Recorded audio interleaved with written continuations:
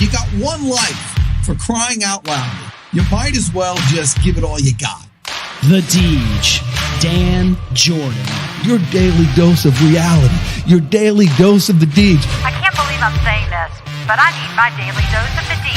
I make the news. I don't watch the news. I'm a leader. The Sales Energizer, Dan Jordan. Listen, don't worry how to sell, baby. Worry about why people buy. And it's fun. You don't need a 5-hour energy.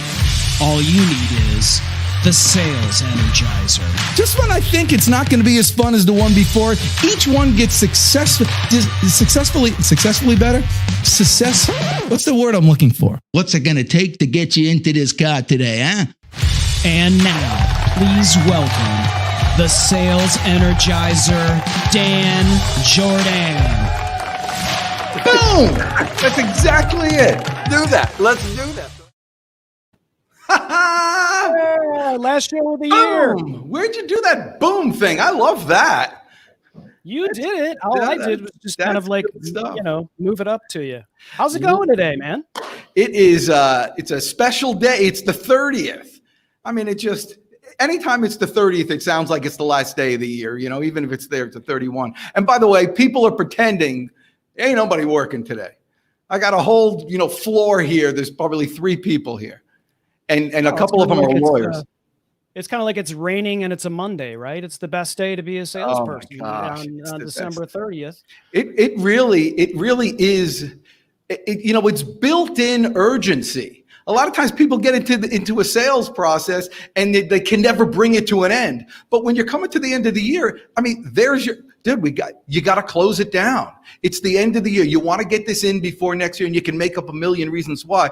People just don't use it. Every holiday, even elections, anything you can use as urgency. And so it was very important for us in terms of urgency to make sure that we closed the year strong, that we had like a professional closer, someone who could, really, really make a go of it and actually help other people do it too. We were just talking about how good this mic is. Well, every mic, no matter how good it is, if you hit it, that's that's the flamboyant nature. I wouldn't normally wear a jacket here, but I'm in honor of our guest. I wanted to make sure that he knows how important I think he is. Why don't you bring him on? Okay, nobody here to see me. Of course, absolutely. Ladies and gentlemen, would you please welcome the founder and CEO of Best Practice International, and of course, you know him all too well as the best-selling author of the #1 book on closing sales, The Perfect Close, Mr. James Muir. Finally, my time with the Deej. At last. You had to wait all year. My year is complete now. That's great. I deal with a lot of small businesses, in mostly small businesses, and then there's salespeople in the corporate world that, come aboard. But all these small businesses, a lot of times what happens, even though they have good stuff to share and they have good stuff to sell, they're afraid to go all in. They're afraid to really put it out there and say, this will do this if you do that. But not this guy. James Muir doesn't mess around. He doesn't say it's the average close. It'll work okay. This is the perfect flipping close, and he's laying it out there. So the pressure's on you. How do you get off telling people that it's going to work 95% of the time? I have taken a lot of guff for calling it the perfect close. And to be honest with you, I didn't name it that. One of my students named it that. He goes, it's perfect, right? And I was going to call it the perfect approach, but that sounds kind of creepy to me. Yeah. So I didn't go with that. But hey, let me give you some proof that's actually not in the book. Since the book was published, there is a company called Gong.io. If you don't know who they are, what they do is they do call analytics. And so they're mainly for call centers, and then they analyze. And I think one of your guests actually is in the same industry. And I'm trying to remember, it was like Refract. Yeah, Refract. So I think they might be slightly different because what Gong.io does, they use AI to analyze the phone calls. But anyway, what they did is they were looking for the answer to the question, what is the best closing approach? And they analyzed over 1 million sales calls. to answer that question, and they found that hands down the best approach is the perfect close. Hopefully we'll share it with your audience before we're done with this session, and that the top performers actually use it about 3 times per hour. So that should tell you that it doesn't get old the more you use it. Yeah, and I'm the type of person that when gets information, good or bad, I'm going to try it. Because what do I have to lose? Yeah, exactly. Where's the risk? Right. And so it's kind of exciting and this is for anybody who's selling anything, consultants or whatever. It's kind of exciting to know where it's going to end. Like, you're eventually going to get to the point where you're going to say these 3 or 4 words. And when you do it and they follow and they fall in line and it's like, comfortable, you're like, oh my God, you almost feel creepy. Did they read the book? I mean, do they know what's going on? What's funny is that what the data shows is that like 50 to 90% of all sales encounters actually end without anybody asking for any kind of commitment on either side. That is like a mind-blowing statistic to me, right? And it varies a little bit by industry. That's why it's 50 to 90, but 50% is the low number. And for heaven's sakes, that's why they're hiring us, right? Is to advance the sale in some way. Well, so why do you think that is so? You want to know my honest opinion on that? No. Yeah. I want to know the fake stuff. No. I'll tell you. I'll tell you what I think it is, right? Because I've wondered this myself quite a lot, and I didn't write about it in the book at all. But here's what I think it is: if you were to go out and do an internet search for how to close, you're going to get all these different closes. You're going to get the alternative choice close and the yes set close and the impending event close. They all have names. They all have names. And someday I will put up a wall of shame that shows all of these different ridiculous closes that are out there. And the thing is, about 95 to 99% of them are all manipulative. They are. And there's certain industries that are more prone to using these bad techniques than other industries. I won't name any, but if you ask me why I think that is so high, is that when people go and they learn about these different techniques, they think, I could never do that. That's going to screw up my relationship with this customer, right? I'm going to damage trust. And so it's not so much that salespeople are afraid to ask, which is the common knowledge. That's actually a myth. What they're really afraid of is they're afraid of damaging the relationship with their customer. And since they can't think of a way to do that without manipulating or without damaging the relationship, they just don't do anything. Right. And so that's my theory. That's the James Muir theory of why it's such a high number, is that they're really just looking for an authentic way to be able to advance the sale without damaging the relationship with the customer. I think that's probably the best explanation I heard, and I'm going to add to it. If that's okay with you. Throw some gasoline on that fire. Okay. I think also, and this just came to mind after what you just said, I think it's also they're worried about damaging the relationship with themselves because they don't want to see themselves as a manipulator, 100%, because they don't like that. They don't want it's not congruent with their value system. 100%. Yes. Yeah. So absolutely.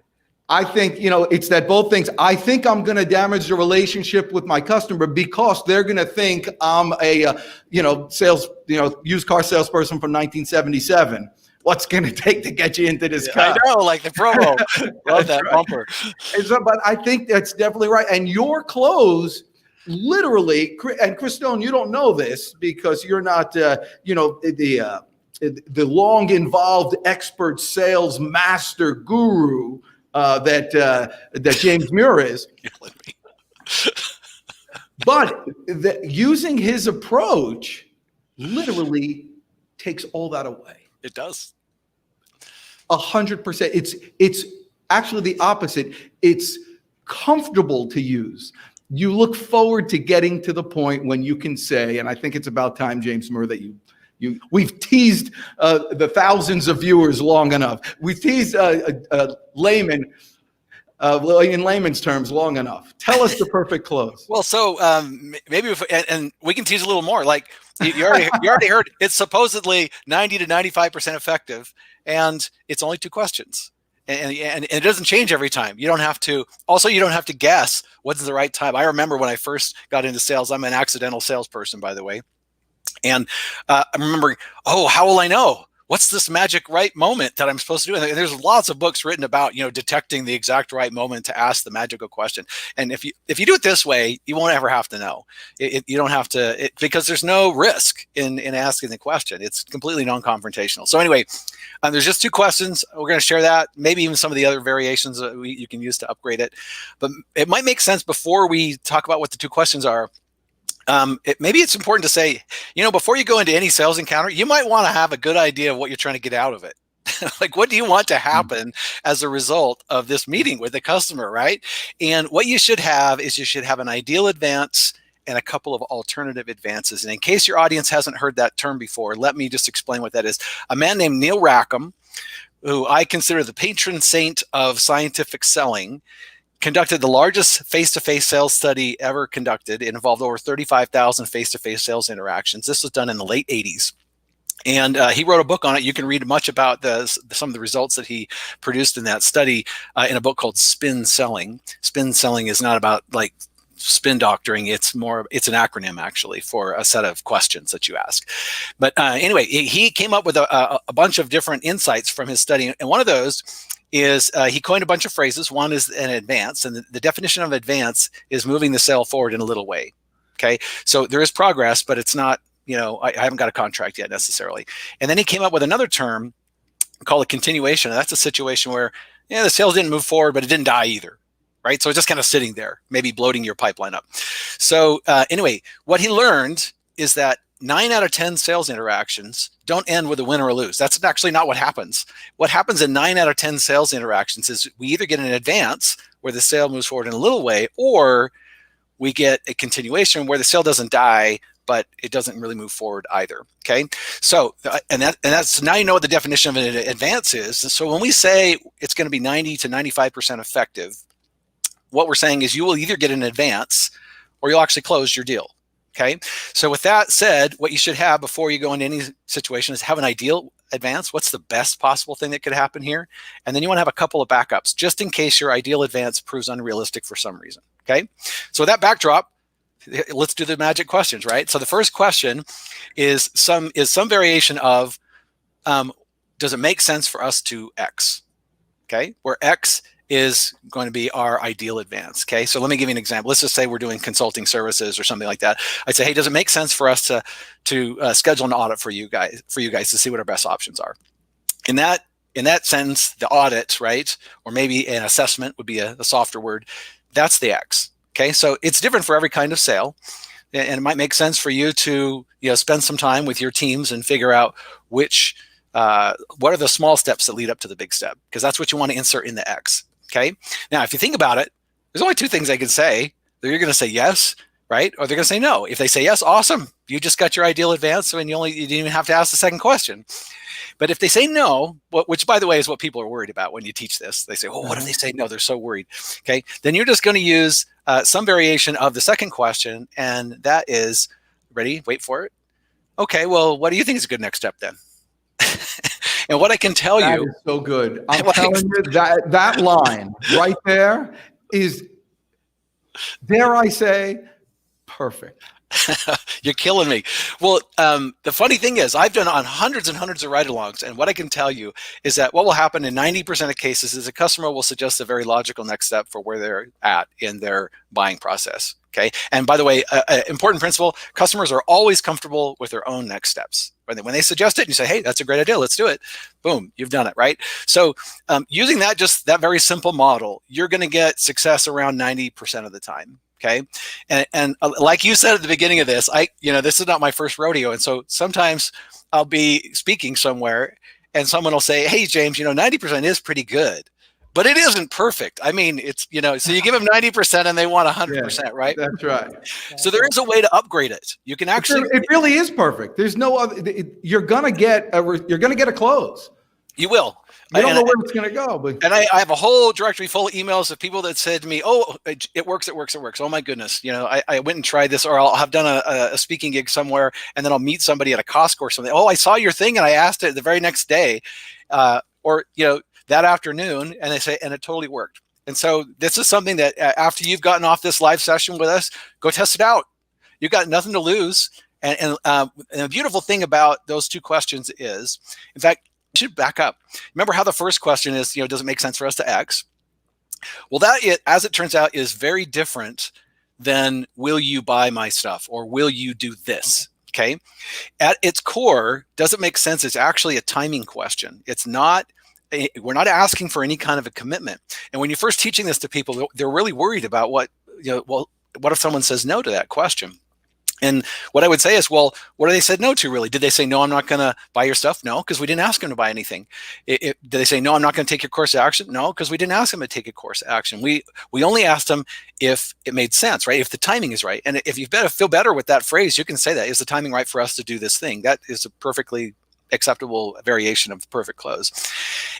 But here's the cool thing about it. So the customer can't reject your course of action. They can only reject the timing of it. And that is a very subtle but really important difference between does it make sense and will you do this or will you do that?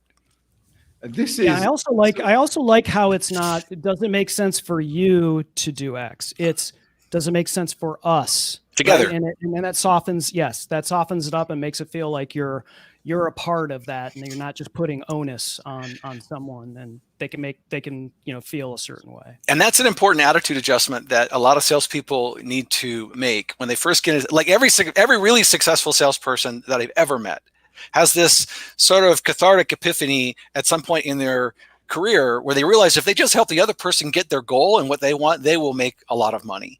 Okay. And so I think Zig Ziglar said, if you can help other people get what they want, you can get anything that you want in this world as long as you can help everybody else get what they want. I'm butchering it, but basically that's it. But once you realize that, then you realize that you're really on the same side of the table as the customer because you're just trying to help them achieve a goal of some kind. And what we're really doing is we're coaching them through the little steps it takes them to get to their big step. Right. And so that's why we always use and frame it as us. Does it make sense for us to do this? And really that's wonderful. And you're helping them. You're helping them feel better about themselves because they see you earlier on. We talked and you said, tell me what my brand says to you when we were talking because you don't work very much on your brand. And so I'll tell you what it is. You come off as a very decent, honest, honorable man. The type of person that, you're likable on a sales call. So if I'm on a sales call with you and listen, I really like you, but I just can't use your product. I mean, it doesn't work for me, what have you. It's easy for me to say when you ask that question, it doesn't make sense to move to the next steps or what are the steps? I could answer that question and I could say, you know what? It's really just not the right time for me right now. I like you. If anything comes up, I'd love to work with you, but I'm not a customer for you right now. And we part as friends. Yeah. So let's talk about that 5%, right? So by enhancing the question a little bit, we can go from 90 to about 95%, but there's still that last 5%. And guys, there's no question that's going to get you 100%. Okay. And you actually need that last 5%. And the reason for that is, I would say the perfect close would be 100% successful if you always were only speaking to qualified prospects. Okay. If you're not speaking to a qualified prospect, no amount of awesome closing or presenting or negotiating or any of that demonstrations, nothing can compensate for selling to the wrong prospect, guys, period. I had a client ask me, say, hey, what's the single biggest thing that I can do to improve sales? And as a guy who wrote a book on closing, you might think my answer is closing, but it isn't. The real answer is only selling to ideal customers. That's what the data shows. The single biggest thing you can do to improve your sales is to sell to only ideal clients, right? Now, the problem is, that's trickier to do than you might think. So if you do a good job of that, you're going to improve your sales exponentially. And there's some great data on that out there. I'm happy to share.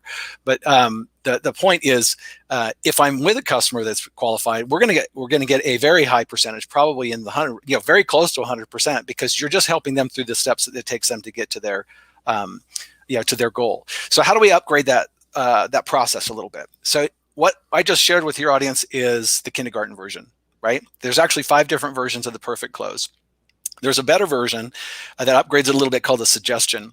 And what the suggestion is you're just going to suggest a very logical next step, and then you'll use the perfect close. So I might say, other clients at this stage tend to have us do an assessment for them to see what our best options are. Does it make sense for us to schedule an assessment for you guys? Okay, so in that case, the suggestion is we're telling them what a logical next step would be, and we're going to throw our advance in there. And here's the thing. I work with a lot of complex B2B type of clients. That's my target market, basically, is who I work with, is companies that sell mostly technology. And so there's a lot of players, there's a lot of moving parts. And in fact, in many cases, they will only buy the thing that we're selling, the technology we're selling, maybe once in a lifetime. And so the truth is, they really don't have a good idea of what a good next step is. And so our suggesting what a common next step is actually is very facilitative for them. It helps them, and it helps them know what the next steps are. And so when we say, hey, other clients at this stage tend to do X, doesn't make sense for us to do X, we're just helping them along. And by the way, you can use that suggestion in your fallback, right? So let's just say they say no. Instead of throwing them the ball and say, okay, what do you think is a good next step? Then you can say, okay, I understand. Sometimes clients at this stage will do this other thing. Does it make sense for us to do that? And that's when you're going to insert one of your alternate advances that you planned. And that's why you planned, is so that you can fall back, because you might not have a perfect read on where you're at with the client at any given moment. Sometimes, especially new salespeople, they sort of have happy ears about where they're at with a client, and they think it's much better off than it is. This little bit of prep work makes sure that we always make momentum every single time that we're with the client. And there's a flip of the fallback. The fallback is when you use the suggestion in the backup, the second question. And incidentally, you can fall back multiple times. We say, hey, does it make sense for us to do X? They say no. You say, all right, well, then sometimes clients do this other thing. Does it make sense to do that? If they say yes, great. You get your advance. If they say no, you could suggest another one, or you can just throw the ball back to them and say, okay, well, what do you think is a good next step? Okay. There's another one called the add-on. And the add-on helps us move it as fast as the customer. So sometimes they're ready to go faster. And so if they say yes to your ideal advance, they say, hey, should we schedule an assessment? They say yes. You go, okay, well, some clients at this stage will also do this other thing. Does it make sense for us to do that too? And it gives them a chance to say yes or no. If they say yes, great. You can do your third one if you want to. If they say no, on the add-on, the last question you ask is you say, all right, well, is there any other logical steps we should be thinking about right now? And what that does is it gives the client a chance to suggest something, something that's logical to them, but maybe we didn't even think about as we got to the customer. And so this is the funnest one, right? Because in like a smooth and Zen-like way, you just keep piling on these advances until you've matched the pace that the client's ready to go. But either way, you can see that we can either slow it down or we can speed it up depending on what the customer wants to do. And we really haven't changed the questions. It's really the same two questions. You're just suggesting something each time. And so it feels completely congruent. And so we've solved that, the sort of those challenges that people have with asking for closing, because in essence, we're not really asking for anything. We're only asking if the timing is right. And that's the beauty of it, is by asking for the timing of a thing, you're telegraphing what you're thinking. Hey, I'm thinking it's time for us to, maybe it's time for paperwork already, right? Great. And the customer sees that, but you're testing them and say, is it time really? And the customer can respond to that. And then so it doesn't matter how they answer. You're going to be emotionally on much, much higher ground than any of those other, typical manipulative closing tactics that are out there. This is awesome. Hold on. Let me ask you, first of all, you got anything to sell? If we had a real producer, he'd be helping you out here. Oh, look at this. Just at this point, people would be, if you're asking where to get the book or what the book is and all this stuff, it's all in there. But I got to ask you, you talk about perfect close. What we work with many of our clients is that there's several closes throughout a sales process. That's right. In fact, an objection, the price objection, you have to get past that too. So my question to you is, are you doing this all throughout? So, when you get to the end, generally at this time, people go for the assessment. Do they know how much your product costs at this point? Not necessarily. I would say that, at least in that, I was an executive VP for a rev cycle company for several years, and we had to do these financial assessments, which were actually quite laborious. They crawled through all the financial records of an organization, healthcare organization, and people did not want to give us that data very often. It was so tricky. So it was an important preliminary step, but we couldn't actually quote what kind of work we would do and how much we would charge for it until we saw it, because we didn't know how much upside there would be. Like if an organization could be improved a lot, then we could actually charge less. And if they were already running super well, in fact, in worst case, they were running so good we couldn't improve them at all, right? That doesn't happen very often, but it's possible. So we needed that assessment to really even price. It'd be like me saying, hey, I'll pay you $20 to mow my lawn. And then your first thought is, yeah, but how big is your lawn? Right. And if I say it's, 50 acres, you're thinking, no way. Right. Well, that's essentially why I need an assessment is we don't prescribe before we diagnose. By the way, for you people out there, what you just got there was an absolute test case of exactly how to deal with that question. When someone says to you, just give me a price. I don't want you to do an assessment. Give them a story like that. Use the $20 landscaper story. Yeah, well, we would get it all the time. They'd just say, "Hey, what's your rate?" And I'll go, "Well, I don't know what my rate is until I can see, how much work we have and how much upside there is." And then what we would do to get past it, by the way, is we'd give them an example of a report that was de-identified that we've done for somebody else. We'd say, "We can produce one of these for you guys. It won't cost you anything. We usually charge X many thousands for it, but all we need is to download some of your data, and then we can give you an example for yourself."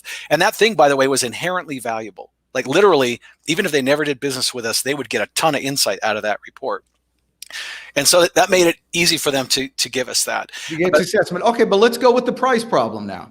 I'm actually excited by this. Okay, so so we're going with the price. Okay, you told me it's 50 grand. So close me. Now it's time to tell me the price and then ask for the order. Okay, well, so I usually do the pricing in the presentation stage. So once we've analyzed what we're doing for the customer, and by the way, this can all still happen in a single call if your product is for that, right? Like I've worked with people that sell fences and things like that, and as long as they understand exactly what's going on, they can calculate right while they're sitting there with the customer, right? But we would usually present the pricing once we understand what the upside is, because here's the problem, the challenge. Customers very much want to know what the price is, and they're just curious. But in absence of any other value, the offsetting value, what does that price mean? And you're really hurting both you and the customer if they don't understand what the benefit that they're getting from the thing that they're investing in. If you just tell them the price, they don't know what they're getting. Your product could be 10 times better than the competitor's product, but it's only twice the amount of the investment, which means that it's a 5x over your competitors. So it's important for the customer to understand what the value investment trade-off is. And so depending on how complex your solution is, that can be pretty simple formula, or that you could just rip off verbally, or it can be more elaborate, where we would complete, we would know the internal rate of return. We do a return on investment for them, and then we actually tell them at what point they would make their money back on their investment. And then the only question is whether or not they believe you. Correct. And that it really boils down to the demonstration. In fact, Matt, we could talk about some great stuff here, but there's a messaging format that is most likely to cause executive buyers to buy today. And that's based on brand new research that came out of the UK last year. And basically there's a driver, there's the issue or the goal the customer is trying to address. Okay, so maybe it's improved sales, or maybe it's improved efficiency, or reduced accounts receivable, whatever it is that you sell. Then there's an unconsidered need or insight. This is the important part for us in sales. We need to be able to introduce some sort of unconsidered need or insight that they weren't aware of before. And what that does psychologically, by the way, is it creates a gap of uncertainty that they're trying to fill. And so that's the perfect time for us to mention our value prop. And that's where we would say, that on average, we can improve a client's close ratio, for example, by 22% on average, right? Some are better, some are a little bit worse. The natural response to any value prop like that is skepticism. Doesn't matter how great you are, they're all going to, in their minds, going, yeah, right, how do you do that? And so then what you want to do is introduce your mechanism of action, which is, what is the secret sauce? How are you doing it? What's the secret that's allowing you to do that? Okay, and then, but they're primed for it. So they're literally soaking it up like a sponge because of the way you presented the sequence that you presented this stuff in. And then the final step after that is what you just mentioned, which is proof. And what the data shows is the best form of proof that there is out there comes from third-party objective resources. Okay, and that's because anybody can make a claim. Anybody can promise that they can do something, and customers know that. And so they value any source that's outside of you that's validating what you do. So case studies qualify, any industry awards that aren't issued by you, all of those qualify as third-party objective proof that you can do what you say that you can.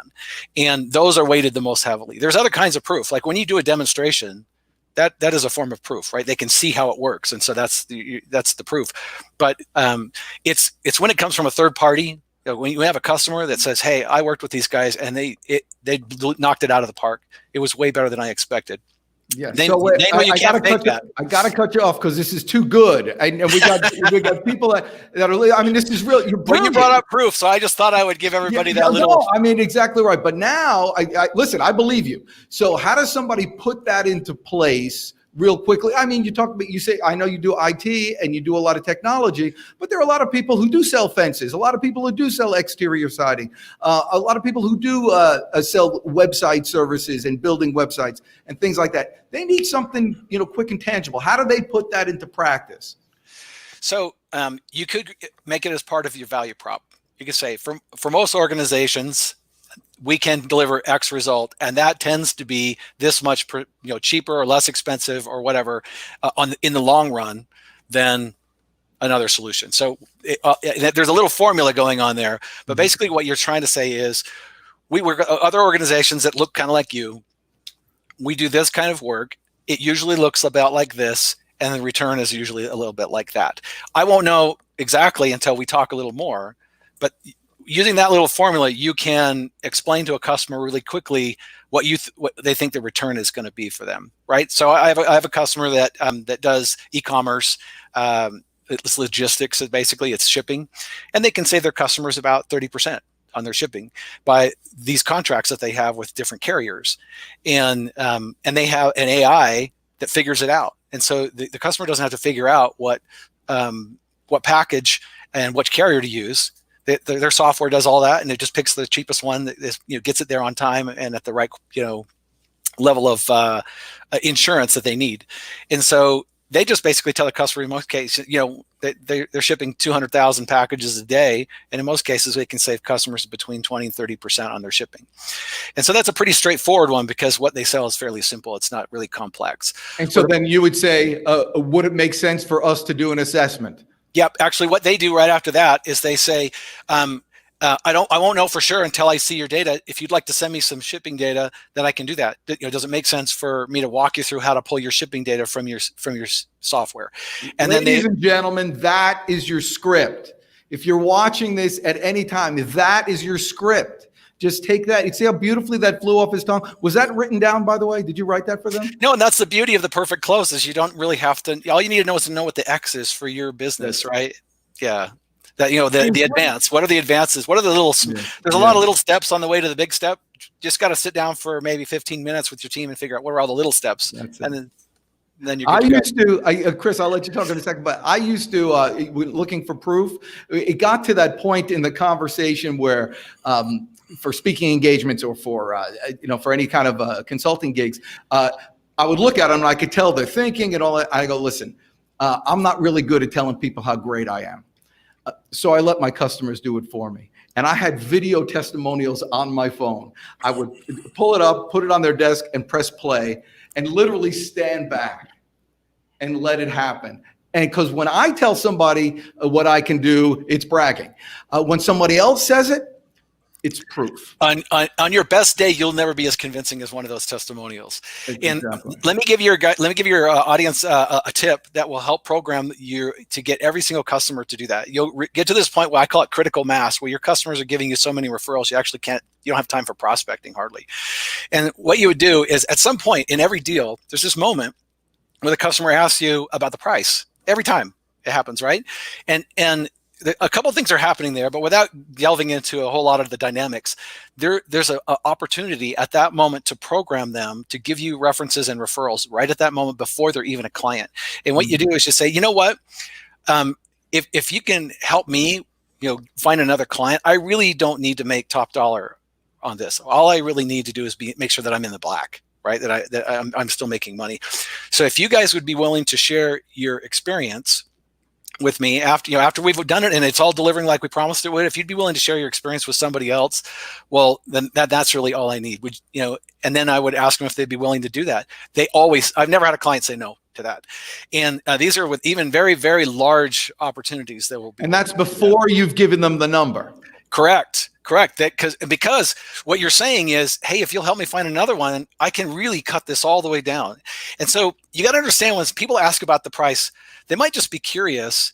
they might actually have a budget, and then we got to see if we fit inside that budget. And then there's a whole different breed of person that's really actually just trying to, they need to win in some way. And those people, it will not matter what number you throw out, they will still want to take the pound of flesh from you because that's how they're wired. So you got to know who and why they're asking this question before you answer anything about that, or you're going to hurt yourself and quite possibly the client. I had a sales guy that would always lowball every single, he was in a market, he thought he was, dying against his competitors. So he would lowball every proposal. And then the customer would come back and we'd get these guys that want, it's an executive and wants to get a better deal. He had nowhere to go because we'd cut it all the way to the bone from the very beginning. And that kind of person is not really trying to get the lowest price. They're just trying to win. And so you have to find some way to give them a win in order to, and so you initially you need to maybe have enough margin in there, or guys, there's way better ways of offering concessions than just price. Way better ways that are of high value to the customer but low cost to you. Those are the best concessions, right? But salespeople, and honestly, a lot of sales managers seem to act like there's only one lever, and that's the price lever. But that is not really the case. Customers very often will value information, customer service, training, all of these other things that are actually of low cost to you but high value to them. And those are much better concessions to make than just price. You know what? This is a master class. This is unbelievable. This is almost unbelievable. But you're right. So and it's not just dealing with prospects and dealing with clients. It's dealing with everyone, because everyone has someone else that they know for referrals. Just yesterday, I have a little quirk of mine. On LinkedIn, when people will say, "Oh, it's nice to meet you. I'd like to find out more about your business," and they're really trying to sell you something, whatever. Yes. I accept all those appointments. Yeah, they give me a calendar invite, I'm clicking on it. I'm making it. I consider it a free cold call. I don't care. So they think they're selling me, and it's fine. And we'll find out how the conversation goes. Every single time, something good comes out of the conversation. Yesterday, some guy called me and he said, "So what's your problem?" He was dealing with cybersecurity. What initiated this call today? And I told him exactly that. I said, "Well, what I do is I have a policy. Anytime somebody connects with me and says they want to meet me, I make an appointment." And so he backed off and he realized this isn't going to be a sale. We talked for 15 minutes. I gave him 3 referrals, and he was so appreciative. He gave me one. I have an appointment with him today. It's going to be a client. From nothing. Dynamite. And so this is all these, and the value I gave him is I gave him some clients, obviously people that could talk to, but I gave him some ideas on how he can do some partnerships, strategic alliances to really exponentially grow his business. Traded that value for an $18,000 client. An introduction. Yeah, actually. And so I'm working on a book on referrals right now. Hopefully I have it out maybe first quarter of next year. And there's some amazing statistics. Like if you look at lead channels, think of all the things we do. Yeah, we send cold emails and we do cold calls and we go to trade shows and we network, and there's all these. And so I've collected data on this for a couple of years now. And what I can tell you is that referrals as a channel, as a lead source channel, completely slaughters every other channel by a country mile. It is literally 300 to 700% higher than any other channel that you could use. So what you did there is you're playing now. You obviously it's a shared trust now, right? You get to borrow on the trust that guy has with the relationship and the person that he referred to you. Because if they didn't trust you, they wouldn't have ever given you that guy's name. So you being on the cold call, adding some value, created the trust that then allowed you to get into that referral mode. And maybe this comes back to this thing we were talking about at the beginning is your intent matters more than technique. We're on the same side as the customer, trying to help them create a result. And when you do that a few times, what will happen is you've pre-programmed the customer to share their experience with you during the sales process, even before you've given them pricing. And then you make sure you get the result, that they get the result that you promised. What will happen is they will not just refer one to you, they'll refer many people to you. And it will get to the point, pretty much, I don't do any cold calling on my professional side, the speaking side of it's all just word of mouth for me. And that's because I do, when I'm on a show or I give 100%. I give as much value as I possibly can in the time that I'm with the customer, so that so they're getting some genuine value out of our interaction. Or if I'm speaking, I make sure that it's tailored to the audience and that we're doing it as good as we can do it. What will happen is it starts to feed off each other. So it's like a nuclear explosion where it hits critical mass, and one customer gives you another customer, and then those customers gives you customers, and suddenly your whole model of prospecting has changed from doing cold calling to just making sure that customers get the result that you promised, and being very, and this is important, because customers will start to trust you so much that they'll take shortcuts, right? And so you have to alert them when they might be over trusting. That's a very that level of trust is something you take care of with very you cannot play with it. You never betray a customer ever, right? But if you do that, what will happen is your customers will start to feed you opportunities, and then you won't even have time. Literally, when I was an individual contributor, I was giving my leads that were coming from marketing to the other salespeople, and they thought I was like Santa Claus, right? Yeah. But the reason I was doing that is because these referred clients are insanely better because they all come with an implied endorsement, right? And so they would close at way higher ratios than this stuff that we were cold calling together. And they want to pass it on. Then they feel good because they know they came from a referral. They try to do the same thing, and it exponentially grows. It is such a beautiful model. I got to tell you, in all of your, like literally you'll go in the industry and you'll find certain people have just ridiculous runaway success. Yes. You can always trace it back to this thing that I'm describing right here. So then why is it, we're getting into this then, why do you think, no, actually, you said something before. You said if someone had to ask you what was the one thing you could advise a new salesperson, what was your? It's speak to only ideal clients. Speak to only ideal clients. Let me tell you why. Because everything else is down. Everything in the funnel is downstream from that.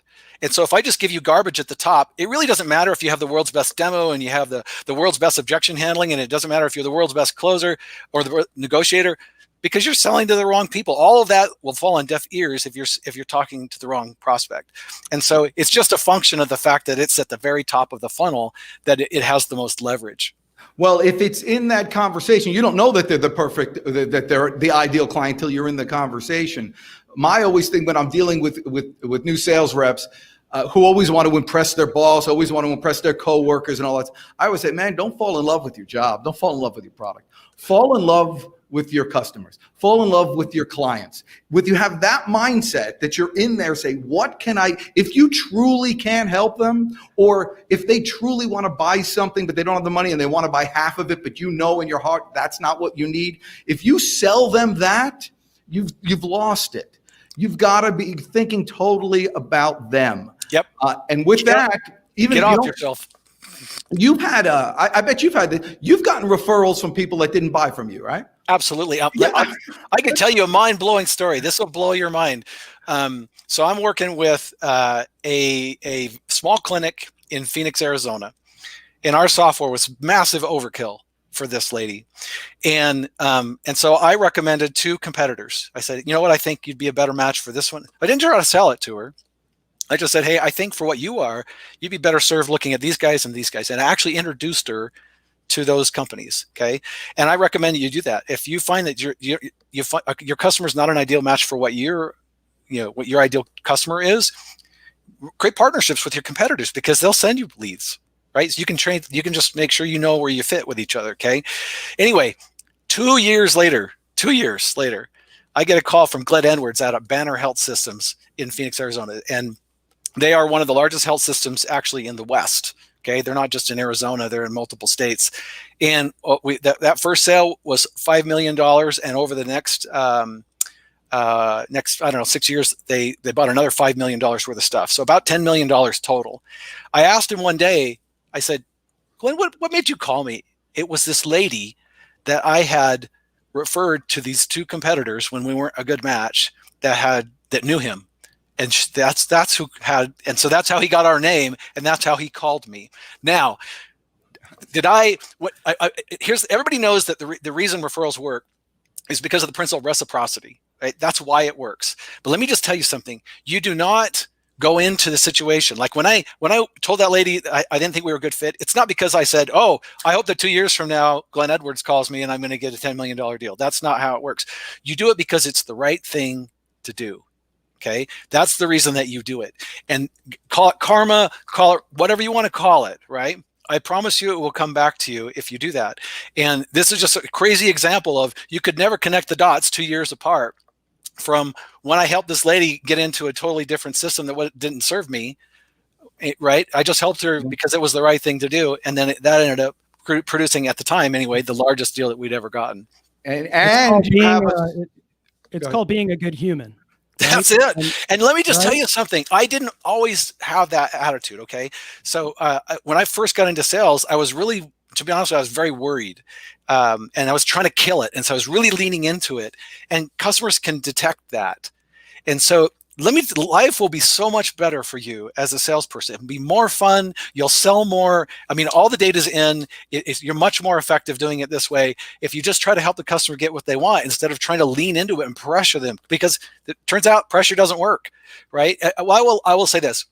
Neil Rackham said that if you are selling small ticket items, those closing tactics work. So if you sell something that's below $100, you can go ahead and do the alternate choice. How many do you want? 300 or 400? Or, do you want it in blue or red, or any of those kinds of things? That will work if the value of the thing you sell is super low. For pretty much everybody that I work with sells way north of that. And so any kind of pressure that you apply backfires big time on anything north of, about $100, it actually hurts you more than it helps you when you try to close with that. And the point I was trying to make is that you feel life is so much funner as a salesperson when you just go into it, go tabula rasa, blank slate, walk into that opportunity, think, how can I help this person? Get off your product, get off of yourself, go in with no ego, and just try to serve the customer as best as you can. If you do that, they will detect that. There's psychology actually in the book that explain why this actually works, but your intent matters more than your technique does.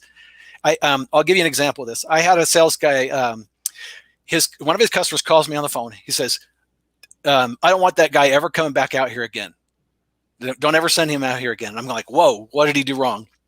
And he says, that guy has commission breath. Okay. And that captures in a nutshell exactly what we're trying to avoid, right? He could tell that my sales guy didn't give a rip about him, about this customer. He was only trying to sell him something so he could, line his pockets with his money. And let me just tell you, when the customers detect, there's two things at play here. It's called warmth and competence. Basically, what's your intention and can you execute that intention?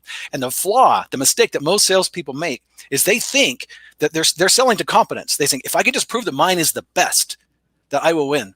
And guys, that is totally wrong. It is important that you're competent. Don't get me wrong. You do need to be competent, but customers weigh your intention and your warmth more. They weigh it sooner and they weigh it heavier, because if they detect at some point that your intentions are off, what they do is they stop sharing information with you. And that makes the whole sales process become dysfunctional, basically. And in most cases, the deal's off. If they detect that you're doing something self-serving, in most cases, they're just going to pass on you. And so the whole point is, you don't need to be like that. Just go in thinking, hey, how can I help this person? Blank slate, right? Don't worry about it. And help the person as good as you can. Sometimes that involves your product and sometimes it doesn't if we did our targeting wrong, right? If somehow when we did our targeting, we ended up with somebody in our pipeline that really wasn't an ideal customer, then that moment you're just going to do the right thing and it's not going to involve your product. Okay. But again, if they like you and they trust you enough, and they'll create a desire to do business with you. It's like a lot of people, you go on a job interview and like, man, we just hired for that job, but we really like you. Hold on, stick around for a second. Maybe we could find something for you. That's when you get that, when you get to that point, to that level, you don't got to worry about selling. They're too busy buying. It's like James Muir, have you ever stopped your car and bought lemonade from two girls on the side of the road? Absolutely. Were you thirsty? No, I just want to reward that behavior. Exactly. What if your customers or your prospects or your clients get that way about you? Let's find a way to do business with James Muir. So I'm trying to find a way to do business with you. One, what can people buy from you and where? Sure. You guys already flashed up the book. There's also a workbook. I might even have one right here, ironically. So, and the thing is because I'm an actively practicing VP of sales, I can't do as many workshops per year as I'd like to do. So I just have to handpick the ones I can do live. And the reason I created that workbook is so you could get the workbook and with your own team, you can run your own workshop. So everything you need to run the workshop, literally from top to bottom, is all in that book. And you can get it as a Kindle version and download all the forms for your team if you want to, or you can just buy, a workbook for everybody in your team, whatever works. That was my way of scaling, since I can't beat all the ones I'd want to do. So those are the two things. We're working on an e-learning course right now, which will be out in the first quarter of 2021. And there's just, maybe you might see me at a speaking event, but that would be me speaking with maybe one of your maybe your sales team would like a little bit of motivation, or they like to talk about any of the topics we've covered already on this session and some other things. So those are the ways. The new book on referrals, The Perfect Referral. You got it, my friend. You got it. So we'll see. Hopefully timing works out. But when is that going to come out? Just so we can put some pressure on you. No, probably February. I would say February, March. Just depends. There's the publishing side of it is kind of tricky at times. So, but right now that's the target time frame. All right. And yeah, anyway, I could go on and on and on. I have some amazing statistics about referrals and stories that will just blow your mind. I've got a question that's a little off the beaten path, right? So all of the analytics and everything that goes in, everything that we've talked about is sales related, business related. Have you ever spoken to someone who's tried to use the perfect close in a personal situation? Oh yeah, it'll work on any kind of sale. I would just say it does tend to benefit people with more complex and multi-stage sale better.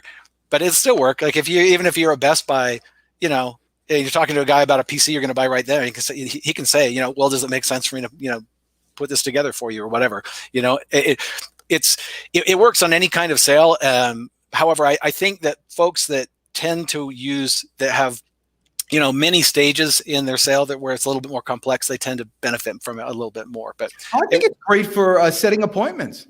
Absolutely. Your little value statement, does it make sense for us to get together for a short time to see if we have a better fit? And it works on social, right? So what you're trying to do with social is you're trying to get offline as soon as you can. You want to go from our online conversation to, hey, does it make sense for us to schedule a call, right? You're trying to take the whole conversation offline so you can get it and be a human. And again, I think it's a mistake, again, people that are afraid of being human, but the higher touch the interaction, the better, right? And so phone is better than any kind of email or any kind of messaging system that might be built into some kind of a platform, but face-to-face is going to be superior to that. And so, but in times of COVID or whatever you got, you might not be able to do as much face-to-face as you'd like to do. So you just make it as human as you can possibly make it. And the data supports that, guys. So don't shy away from using the call at all. Your competitor will be beating your pants off because there's things that they can hear in your voice about how genuine you are that they can't get when they're reading it via email. So you can't really, honestly, they call it social selling, but in my opinion, you really can't close socially. You can't sell. All you can do is get yourself a chance to swing at the plate. And so that's what it's good for. It's good for top of the funnel type of activities. Well, that's great stuff. Chris Stone, do we have any questions from the gallery or just remarkable praise? I think everyone is blown away by the information that James has brought. And we have a bunch of people that are buying the book on Amazon. So go check your Amazon Associates account, James, and go get yourself a nice dinner. This has been fantastic. A lot of questions about a new book. So I think we answered those. There's always, in any sales conversation, and I'll end with this, there's always kind of, an unasked question that people really want. And so for the benefit of our audience who are too chicken to ask the question, which is, what does commission breath truly smell like? It's pickled herring. Listen, you guys are awesome. I'm the Deej. You are the best, especially you, James Muir. Chris Stone, thank you again, once again, for being a monster that you are. He's the producer to the stars, and he makes everybody look better. I appreciate you unbelievably. This was the absolute best way, James Muir, to close out the year, and I thank you so much. And for everybody else out there, go freaking get them today, will you?